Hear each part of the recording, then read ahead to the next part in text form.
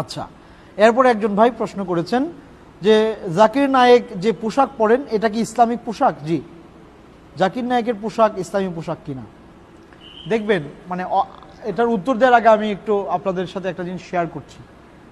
দেখবেন যে লোকটা ডক্টর জাকির নায়েকের পোশাকের সমালোচনা করছে উনিও কিন্তু এই পোশাকই পরা। জাকির নায়েক শার্ট প্যান্ট পরেন, কোট পরেন, যিনি সমালোচনা করছেন উনিও দেখবেন এই শার্ট প্যান্ট পরা। ওনার বাবা উনিও শার্ট প্যান্ট পরে, ওনার ভাইয়েরাও শার্ট প্যান্ট পরে, ওনার আশপাশে আত্মীয় স্বজন যারা আছে সবাই তো শার্ট প্যান্ট পরে। এখন doctor Zakir Naik shirt pant পরার কারণে যদি ইয়াহুদিদের দালাল হয়ে থাকে, তাহলে আপনি আপনার ভাইয়েরা কি? আপনি কি ইয়াহুদিদের দালাল? আপনাকে এটা বললে তো আপনি আমাকে মারতে আসবেন, তো আপনি যে ওনাকে বলতেছেন আপনাকে কে মারতে যাবে? আপনাকে তো আপনি মারেন না, তাহলে আপনি তো আপনার প্রশ্নের স্ববিরোধী। আচ্ছা, যাই হোক, এখন কথা হচ্ছে যে এটা আসলে বাস্তবিক আমাদের দেশে মানে কিছু সেন্সিটিভ জোন, সেন্সিটিভ এরিয়া আছে, এর মধ্যে পোশাকটা একটা খুব সেন্সিটিভ ইস্যু। একজন ব্যক্তি যদি মসজিদে শার্ট প্যান্ট পরে আসে নামাজ পড়াতে, কোনো মুসল্লি ওনার পেছনে নামাজ পড়বে না। দেখবেন যে মুসল্লিরা, কিছু মুসল্লি ওনাকে বের করে দিবে, যে মুসল্লি বের করে দিচ্ছে এই মুসল্লিও শার্ট প্যান্ট পরা। তাহলে ইমাম সাহেব মুসলমান, মুসলিম, তুমিও মুসলিম, তো তোমাদের দুজনের মধ্যে তুমি শার্ট প্যান্ট পরো, তোমার সমস্যা নাই, তুমি আরেকজনকে মসজিদ থেকে বের করে দিচ্ছ, তাহলে একজন মুসলিমের জন্য তো দুই রকম রুলস হতে পারে না। এই চিন্তাটা শুনেন, একটা কথা মনে রাখবেন যে জেনারেল পিপল আর যারা সমাজের ইমাম খতিব, ওনাদের মধ্যে মনে করে যে ইমাম সাহেবরা আলাদা, অন্য যুগের, অন্য জগতের একজন মানুষ হবে। ইমাম সাহেব ব্যবসা করতে পারবে না, ইমাম সাহেব মানুষের সাথে বেশি মিশতে পারবে না, মানে এরা অন্য জগতের একটা মানুষ, এটা মনে করা হয়। এই ধারণাটা কিন্তু ভালো না, এই ধারণাটা কিন্তু কুফফারদের ধারণা। কুফফাররা বলতো যে আবাশরম মিসলুনা, আমাদের মতোই একজন মানুষ, ইয়াহদুনা না, আমাদেরকে হেদায়েতের পথ দেখাবে, এটা কিভাবে সম্ভব? বরং আমাদেরকে হেদায়েত দেখানোর জন্য তো অন্য জগতের কেউ আসা দরকার। এটা কিন্তু কুফফারদের ধারণা। মুসলিমদের ধারণা হচ্ছে আমাদের আল্লাহ বলছেন যে তোমাদের মধ্য থেকেই একজন ব্যক্তিকে আমি রাসূল বানিয়েছি, তোমাদের মতোই সে, তোমাদের মধ্য থেকেই আমি, তোমাদের মধ্য থেকে।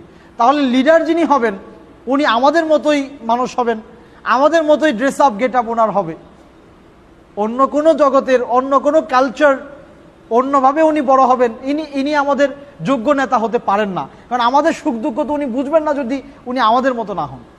এই জন্য প্রত্যেক নবী রাসূল ওই গোত্রে জন্মগ্রহণ করেছেন, ওই ভাষায়, ওই জাতির জন্য, যাদেরকে তিনি পরিচালনা করেছেন, পথ দেখিয়েছেন, একই গোত্রের ছিলেন, একই সমাজের, একই কালচার, একই খাদ্য খেতেন, তাই না? জি, এই জন্যে আপনার জাকির নায়েকের পোশাকের ব্যাপারে যদি আপনি প্রশ্ন করেন যে ইসলামিক পোশাক কোনটা, ইসলামিক পোশাক হচ্ছে এমন অনেকগুলো কন্ডিশন আছে পোশাকের ক্ষেত্রে।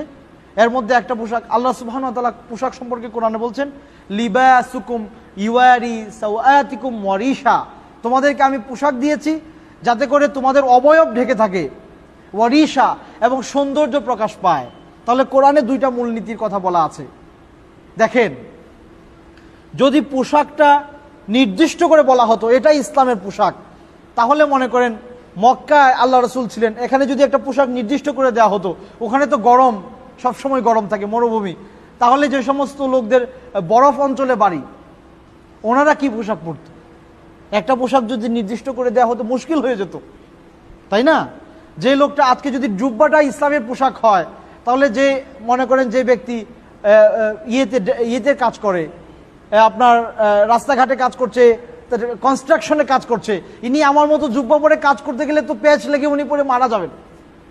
ওনার জন্য তো এমন পোশাক পরতে হবে যেটা এরকম খুব বেশি, এত বেশি আমাদের মতো এরকম না, মানে এমন একটা পোশাক ওনার জন্য কনভিনিয়েন্ট হবে। যাই হোক, এই জন্য ইসলাম নির্দিষ্ট পোশাক বলে নাই, কিছু মূলনীতি বলে দিয়েছে যে এমন পোশাক হবে যেটা অবয়ব ঢেকে রাখবে, সৌন্দর্য প্রকাশ পাবে।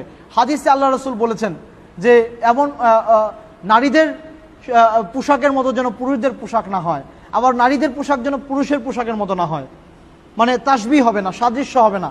হাদিস আছে স্পষ্ট, সেদিকে যাচ্ছি না, অনেক লম্বা সময় লেগে যাবে। এরপরে আরো বলছি, এরপরে আপনার নারীদের সাদৃশ্য হবে না পুরুষদের পোশাক, পুরুষদের সাদৃশ্য হবে না নারীদের পোশাক। এরপরে পুরুষদের জন্য রেশমি পোশাক হবে না, এবং অমুসলিমদের ড্রেস আপ হবে না। এখন শার্ট প্যান্ট তো অমুসলিমদের পোশাক না। অমুসলিমদের পোশাক যেমন হিন্দুরা ধুতি পরে, তারপরে আপনার ইয়াহুদিরা তাদের মাথার মধ্যে একটা ইয়ে আছে, গোল একটা জিনিস রেখে দেয়, এটা তাদের সাইন, এটা পড়লে বোঝা যায় এই লোকটা ইয়াহুদি। শার্ট প্যান্ট তো আপনিও পরছেন, সবাই পরছে, এটা কমন একটা পোশাক।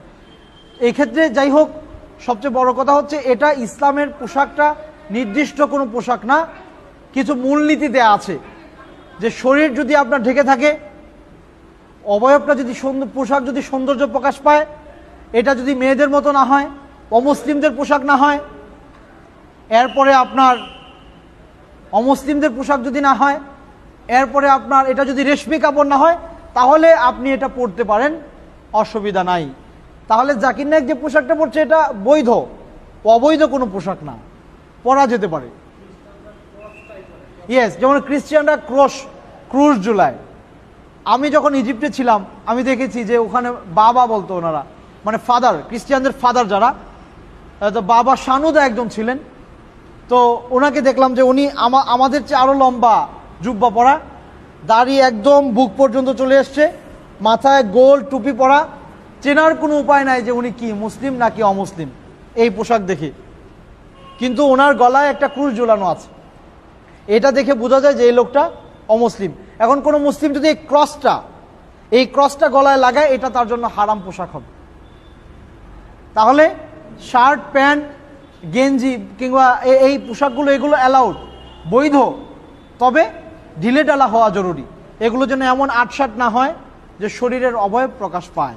আল্লাহ আমাদেরকে তৌফিক দান করুন, আমিন।